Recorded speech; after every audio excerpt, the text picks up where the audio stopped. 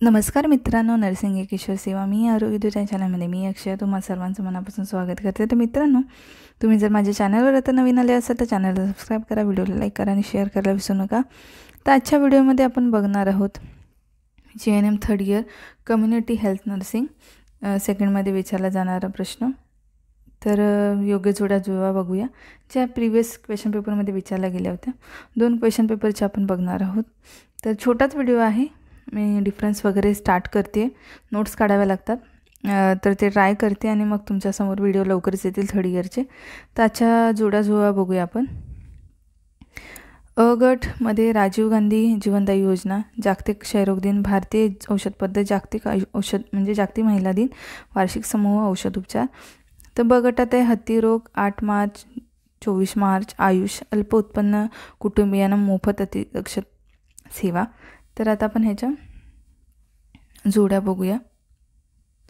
तर राजीव गांधी जीवनदायी आरोग्य योजना, अल्प उत्पन्न कुटुंबियांना मोफत अतिदक्ष सेवा, जागतिक क्षयरोग दिन 24 मार्च, भारतीय औषध पद्धत आयुष आहे, जागतिक महिला दिन आहे 8 मार्च आणि वार्षिक समूह औषध उपचार हत्ती रोग। तर अशा प्रकारे ह्याच्या आन्सर आहेत आपले।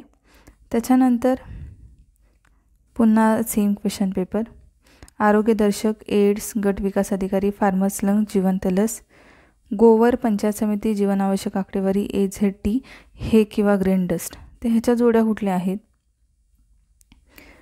आरोग्य दर्शक, एड्स, गट विकास अधिकारी, फार्मर्स लंग, जिवंत लस। तर आपण जिवंत लस गोवर खालून बघूया। फार्मर्स लंग्स म्हणजे हे किंवा ग्रेन डस्ट असे, ज्याच्याने फार्मर्सला हे होतं। गट विकास अधिकारी म्हणजे पंचायत समिती, एड्स म्हणजे ही ट्रीटमेंट झाली ती एड्समध्ये, AZT, आणि आरोग्य दर्शक म्हणजे जीवनावश्यक आकडेवारी। आरोग्य दर्शक क आहे, एड्स आहे ड, AZT, गट विकास अधिकारी आहे ब, पंचायत समिती, फार्मर्स लंग्स आहे हे किंवा ग्रेन डस्ट, आणि जिवंत लस आहे गोवर लस। तर अशा प्रकारे छोटासाच व्हिडिओ होता आजचा। मी बऱ्याच लोकांच्या कमेंट्स येतील इम्पॉर्टंट, तर मी इम्पॉर्टन्स ट्राय करते लवकरात लवकर तुमच्यासमोर आणण्याचा थर्ड इयरसाठी।